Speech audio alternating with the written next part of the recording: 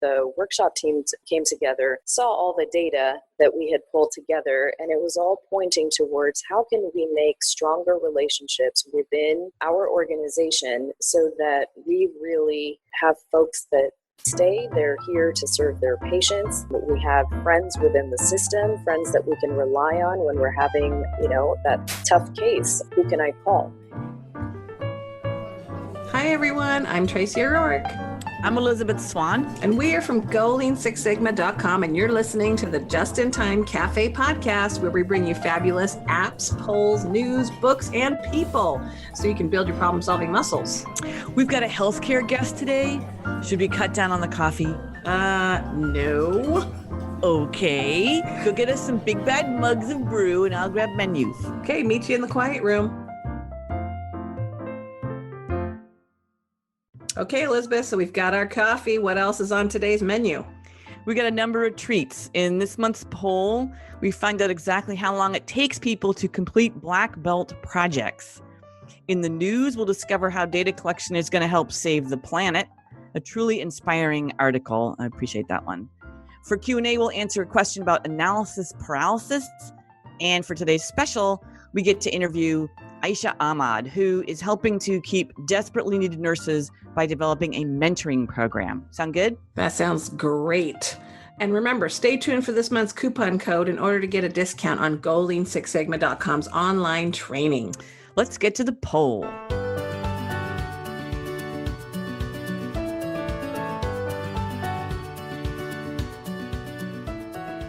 So this poll answered a key question about black belt projects, didn't it? It did, Tracy. We asked, how long does it take to complete a black belt project? With the caveat, 80% of the time. We know that there's longer ones, shorter ones, but give us the 80-20 rule. 80% of the time, how long do they take? We got 354 responders, and this is what we heard. 14% said it takes 6 to 12 weeks to complete a project. 25% said 3 to 6 months. 28% said 12 months or more. And a third, the largest population, said it takes 6 to 12 months. So about 50% said it takes 6 months or more. And that sounds about right. Yeah, that does. We actually asked this question because we're working with an educational group and they wanted some data around how long black belt projects take. And we know this is a big, it depends kind of answer, but we know it's not reasonable to expect them to complete it in 3 months, right? Right. For our next poll, we decided to ask the same question about green belt projects. How long do they take? So don't forget to fill that one out. And we've got the same time frames. We'd love to hear from you. Yeah, absolutely. Answer the poll. I'm Tracy O'Rourke, and you're listening to the Just in Time Cafe podcast. We'd love your feedback. So please leave us a review on iTunes or our website. And don't forget to subscribe. Up next, it's in the news.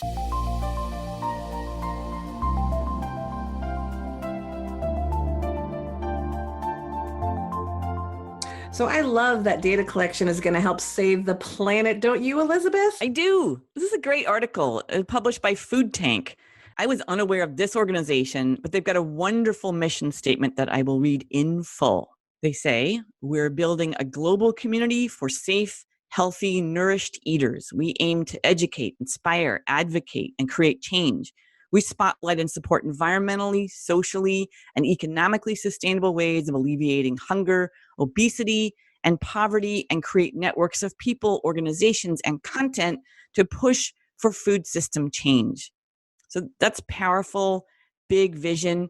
And in this article, they interview Andrew Shackman. He's the CEO of a company called Lean Path, and they are working to cut down on food waste. So obviously part of Food Tank's mission. The UN Food and Agriculture Organization reports that we waste about 1/3 of the food produced for consumers every year, which is shocking. A third. I know that is very shocking. It just goes right into the landfill. Or worse. It's such an incredible waste. So they developed a way to track the amount of food wasted. And sometimes they take photographs of the wasted food so people become more aware of it. Visuals always make a difference. I saw pictures of scales they were using. I saw whole bins full of the food that had been dumped into it. They worked with big companies like IKEA and Google, and they calculated that they saved 20 million pounds of food from being wasted since they started in 2014. And since they developed a way to measure it, they know how much they've saved, right? So that's part of what they're doing is they're giving people the ability to track that data, that lost food. So plus the downstream impacts are huge. So there's less going to landfills, there's less greenhouse gases, there's better land use, there's less hunger. It's a big list of the after effects. And another great development is that they're partnering with the San Diego Food Systems Alliance and another organization called Stop Waste in San Francisco.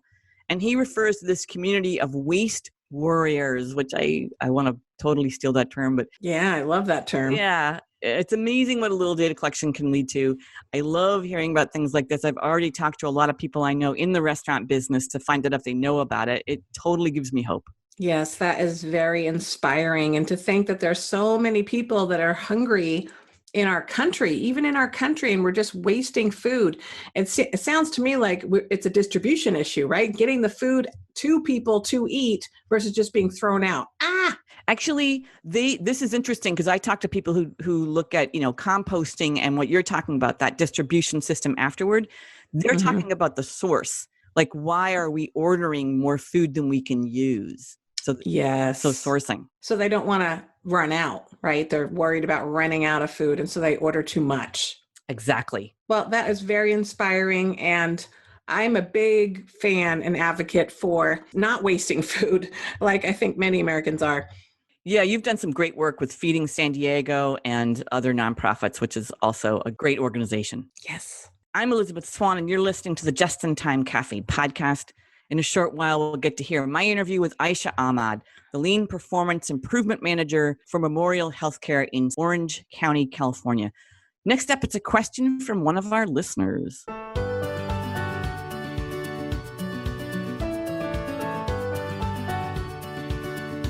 So this is a question about analysis paralysis, specifically as it relates to making decisions, right? Yeah. We had a question from a learner that came up during our most recent webinar, and I thought it would be good to share with our podcast listeners. The question is, what if the team comes into analysis paralysis mode and is frozen in terms of making a decision? Any tips to get past that? And that's a great question. And one thing we discussed in the webinar was mixing up discussion with movement. There are some great techniques that don't involve talking, and if a team is stuck, it's good to mix up the method. There's a technique that is what I call kinesthetic, which is multi-voting, also called N/3. And Tracy, you're familiar with that one, right? Absolutely. So that one, you basically take all the options that you've got, which we call N. We have 9 options on a flip chart to choose between, and you divide it by 3. So that gives you 3, and you give everybody either 3 sticky dots, because we like using sticky dots, or you could just give them a marker and they can put a dot next to their favorite 3 options. And that way you see what's the group's favorite. So that gets people up, gets them walking over to the flip chart, gets them movement, gets a little bit of movement. Another option we talked about is called fist to 5, which comes in handy. And that is basically using your hand as a voting system. One finger, you really aren't sold on this particular technique. You want to hear more. 2 fingers, you're starting to understand it, but you need to be convinced. 3 fingers, you can live with it. And that's when you get to consensus, right? You want to know people can live with the decision, they can support it, even if it wasn't their favorite one. 4, you're actually supportive. And 5, you want to help with implementation. You want to be part of this. So it gets people up on their feet and moving if discussions are going nowhere. So nice techniques. Check out the webinar if you want to know more. Yeah, I really like those. Thank you for bringing those up, Elizabeth. It's great to, mix it up, get people moving. I know that when people sit in meetings all day or for long periods of time, that just drains the energy out of people. So great suggestions. Yeah, anything that gets them moving is a good thing. Maybe we should have them do burpees. You know what? I'm with you. Next breakout on the floor. Give me 10. It's time to announce the coupon code. This code is for 20% off any of our Lean Six Sigma training and certification courses like white belt, yellow belt, green belt, black belt, and lean training. If you've just joined us at the Just in Time Cafe, just use coupon code 20PANINI. That's 20 PANINI during checkout. Make sure to use it soon since the coupon code will expire on the 15th of October. Coming up next is today's special. Elizabeth, give us a little preview of her interview with Aisha Ahmad. Happy to do that. One of the things I love about doing this podcast is talking to people who are completely outside of my realm of experience. She was born in Libya, raised in Saudi Arabia, and she was sponsored for U.S. citizenship at Stanford because of her unique skill set in healthcare performance improvement. That is a really different road to Lean Six Sigma than either you or me had taken. She is thoughtful. She is fascinating. It's a great interview. Can't wait to hear it.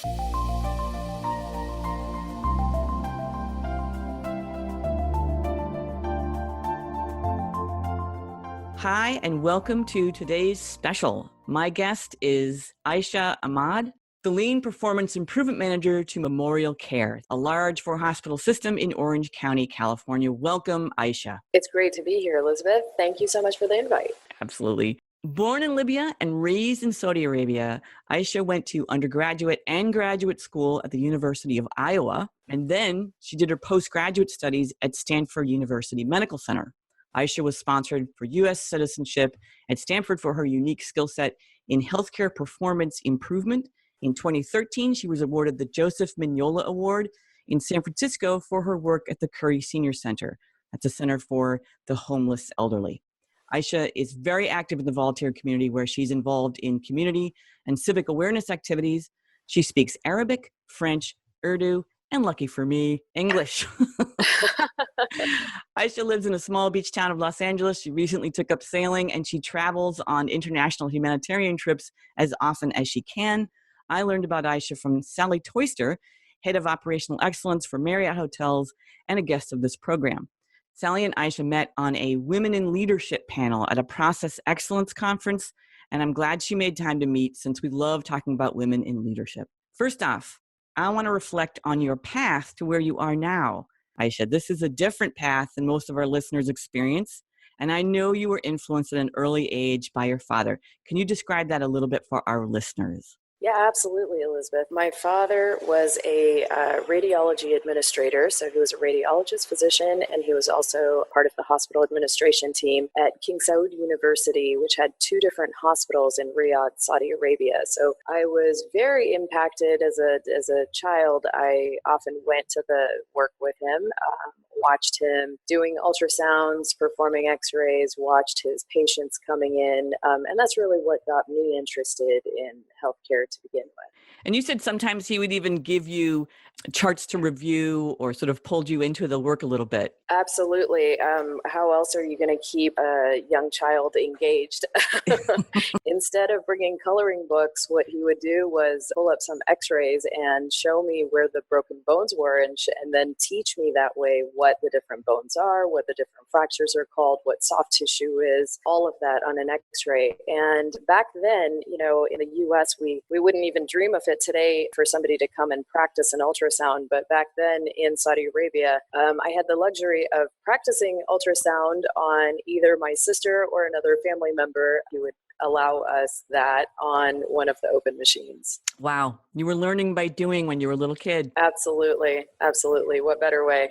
And also what's interesting is a lot of us grow up fearful of what happens in hospitals, what happens with health, and where healthcare becomes somewhat alien and scary. There's bones and things involved that are below the surface, sort of the area that we're unaware of. And you were introduced really early so that it wasn't foreign to you. It was natural to you. Yeah, absolutely. I hadn't thought of it that way, but that early introduction was critical, I think, for me to just see any deteriorating health or any disease or any illness as just a part of the natural cycle of life. And how can we improve that deterioration? How can we make people healthy again? I just grew up around that. And so it's just a very natural part of who I am and what I've seen.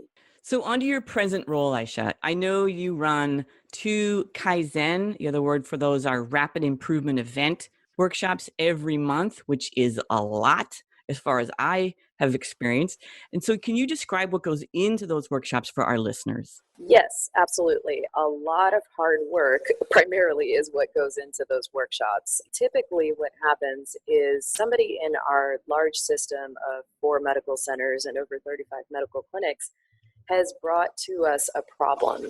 And I go in, or one of my team members goes in to investigate the problem. If we see that it's a legitimate issue that needs to be worked on by cross-functional stakeholders, we identify who those stakeholders are. We identify who the sponsor of the process that needs to be improved is. We identify some folks that we call process owners, people that will really own the work once we're done with the improvement. And we bring together the cross-functional team. Often it can be anywhere from 1 day to 5 days. Typically it's about 3 to 5 days. And we teach them lean concepts on the first day. We really go through a whole framework of looking at the current state, where they're at.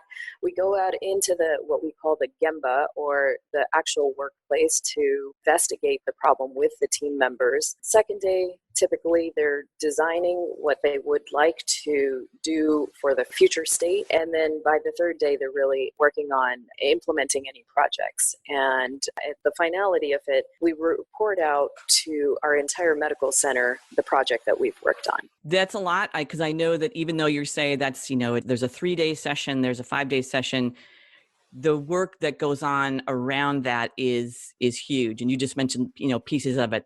There's finding the process owners, the process participants, the people who can solve that problem, and getting the information you need for them to have inside the workshop. That's just impressive. And also it must be kind of exciting, to be constantly able to identify and solve problems on a regular basis. Absolutely. When you have something new to do every single day at work, oh my gosh, it's so much fun.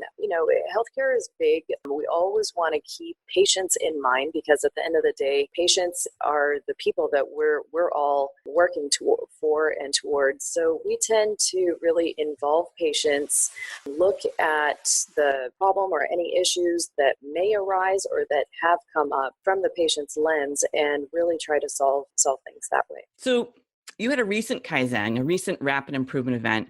And I know this because we were emailing, and I was trying to sort of book the time with you. And you said, now I'm busy. I'm in the middle of this rapid improvement event working on solving a nursing turnover issue. So I wanted to ask you if you could describe the problem that led up to the workshop. What did you discover as reasons for the turnover in the first place? I'd love to talk about that nursing turnover event that we had recently. And what we were doing was we'd identified that turnover really causes an issue for the continuity of care for a patient. So what that means is, if you're coming into a hospital system, you'd like to typically see the same care providers. That's what we hear from our patients. And we had noticed that our younger nurses are leaving the organization. This is not just true for the organization that I work at, that it's true for many, many different organizations. So the first thing we did with our lean framework was we looked into the data. And we asked people, and we did what's called voice of the customer. And we said, so how come you're leaving, and what are the different reasons? And we really got to the bottom of those reasons. We also recognized through that it's costing the organization quite a bit of money to train up nurses and then to have them leave to another organization. And so one of the things that we identified was that in assessment and planning, so typically before a Kaizen workshop, we do a one-day event called assessment and a one-day event called planning. And in assessment, we look at the current state. In planning, we really plan with senior leadership for the future state.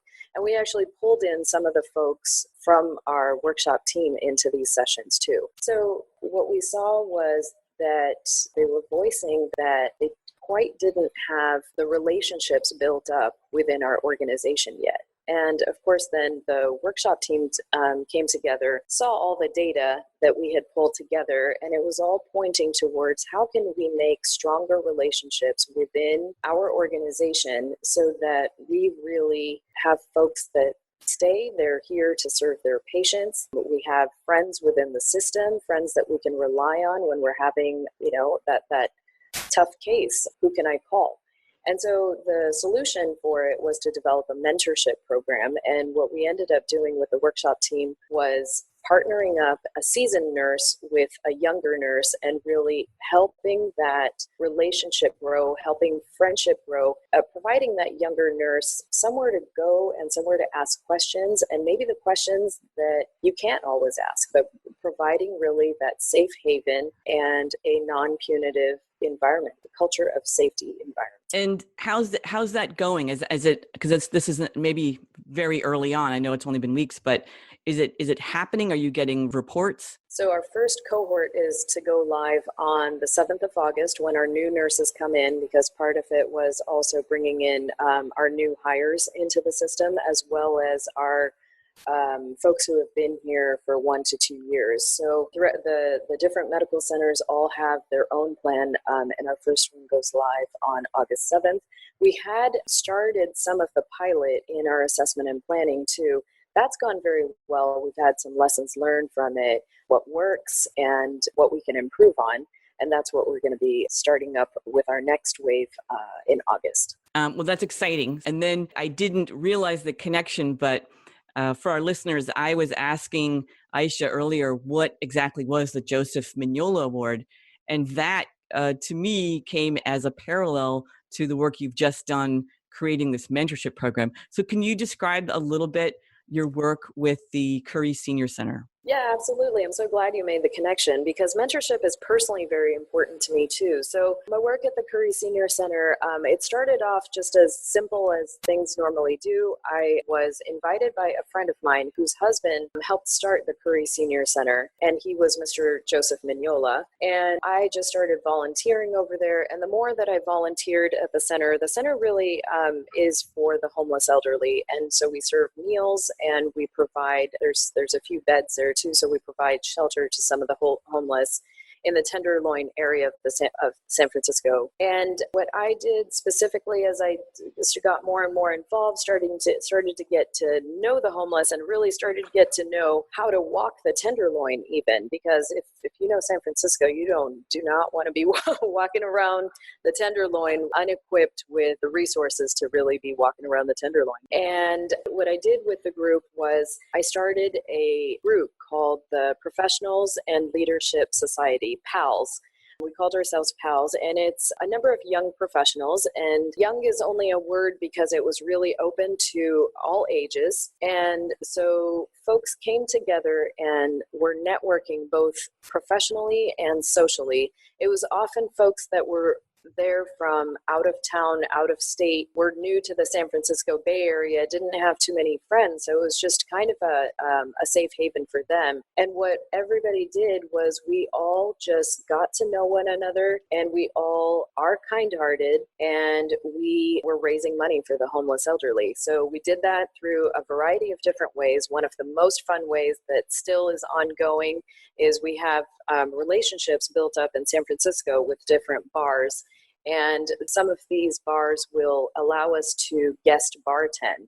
So the young professionals would come in, we would teach them how to bartend, and any of the proceeds that were made that night by our guest bartenders would then go towards the homeless elderly and their funds and feeding them. Wow. I did not see bartending coming.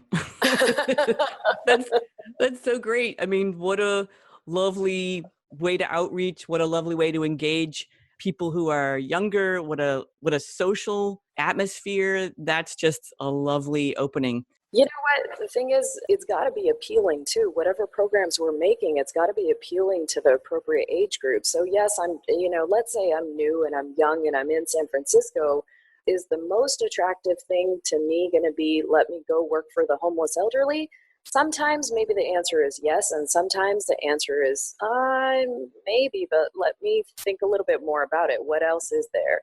One of the things that we found was there are a lot of people that want to socialize. There are a lot of people that want to socialize in areas like bars or restaurants. And that's where we came up with the idea. And then again, with our key partners who were the owners of these bars, we had a very safe environment and just an environment that appealed to the population that we were trying to get the younger folks mixed with the older folks. And then at these events, we would actually invite the homeless also The homeless would come in, they got a chance one-on-one, everybody just got a chance one-on-one to talk to one another. And again, it's all about building relationships and building friendships. And I can tell you, I have a lot of homeless friends in the San Francisco Tenderloin, thanks to those bartending events. That's lovely. And I think you've made it appealing on many levels. You really nailed that acronym, PALS. Just says your mission right there. It's lovely and succinct. Well, that was innovative. I like that. That's a great outcome. Yeah. So the interesting parallel here, you've got, you're pairing the more senior nurses with the new nurses coming on. You're pairing in the community, young professionals, the elderly homeless. So you've got these lovely pairings and creation of community and relationships. Those are very strong messages in all of that, which is incredibly well suited to success in both those. And obviously one is quite successful, leading to the Joseph Mignola Award, and the other one is launching and sounds like it's also got a really great shot at being successful. You're a leader with high impact. And I just want to ask you, sort of as a lean leader, what do you consider your role regarding culture? What's some of your key attributes you see as desirable and necessary in a lean leader? That is a great question, Elizabeth. I would say the number one thing is kindness. A lot of this has to do with kindness. Relationships have to do with kindness. The second thing I would say is about friendliness. When you think about leadership, you want somebody who's relatable. You want to be inspired by somebody who's relatable, who can understand you at the ground level, who can understand you because they've been where you're at. And that's critical to the project that we were talking about with mentorship in nurses. Those seasoned nurses have been a younger nurse. They've been that first year nurse. They've gone through a lot of those problems. So when you have somebody you can relate to who's gone through that experience before and who's willing to say, yes, I understand and I'm willing to reach out to talk you through this. It's sometimes just about listening to what our issues are and creating that relationship. What a lovely statement. It's probably a truism in many cases that it boils down to kindness being one of the main traits. And that's a really nice message. And even more simply, friendliness. It's funny, the hospitality industry trains for it and they say, well, you seem friendly. I hope that translates, to the guests. They actually have processes. And as do you have strong processes that open the gateways for kindness and friendliness to be part of what happens. Absolutely. The third thing I'll add to that is also everyone makes mistakes. Everyone makes mistakes. And so making it an environment in relationships where it's okay to make mistakes, and that's, I would say, is also a critical piece of it. Letting people know that they're not going to be dinged for their mistakes. It's not going to be a punitive environment, but really just letting them know it's okay. Let's just talk about it. Let's try to fix it together. We had a recent guest who phrased that it's your job to remove fear from the room. Yeah, that's nice. Yeah. Let people make mistakes, which are key for learning, key for growing, and a reality. We are human and we are going to make mistakes. Absolutely. So let me ask you, do you see any special challenges or advantages for women in leadership? Yes and no. Let me start with the no part first. So I feel that women as leaders can do what we set our mind and our goals to doing. We can be soft and feminine and authentic, and we can still get the job done. And the yes part of that is women in healthcare, in leadership. A long time ago, I would say you would see a lot of the executive suites filled with men. And I'm proud to say that I work at an organization right now where we have a lot of executives who are female leaders. So I'd say the dynamic has shifted. It's what we want to do. And if we're willing to get there and put the hard work in, the sky's the limit. Nicely said. And Aisha, what comes through in all of your stories, your descriptions of your work, your volunteer work, the way you approach life, how you were taught early on by your parents, your sense of purpose is very clear. Your compassion and, in your words, kindness are also very clearly a large part of what you do. And it's just refreshing to hear. And that's just exciting. It's exciting to see where you're going to go, because I have a feeling you have a lot more to do out there. I appreciate your encouragement, Elizabeth. That's my intention for myself too. So Isha, if someone wanted to find you or communicate with you, how would they do that? Elizabeth, the best way would be to email me directly. My email address is my first real name, which is Nadira, Nadira, AHMAD @gmail.com.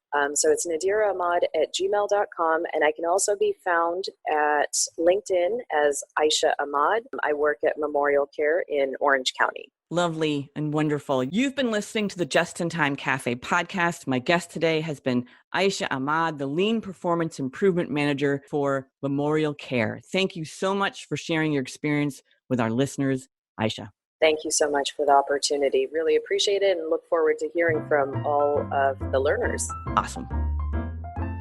Be sure to check out Elizabeth's webinar on decision-making techniques, as well as our latest Wonder Woman of Quality, Dana Wilson. She's the Vice President of Customer Experience Assurance at Comcast Cable. And also check out our latest success story from Linda Stiles. And don't miss next week's episode, including Tracy's interview with Tracy and Ernie Richardson, who are the Shingo Prize-winning authors of the Toyota Engagement Equation. That's going to be a good interview too. So thanks for joining us for another coffee-fueled hour at the Just in Time Cafe. See you in 2 weeks.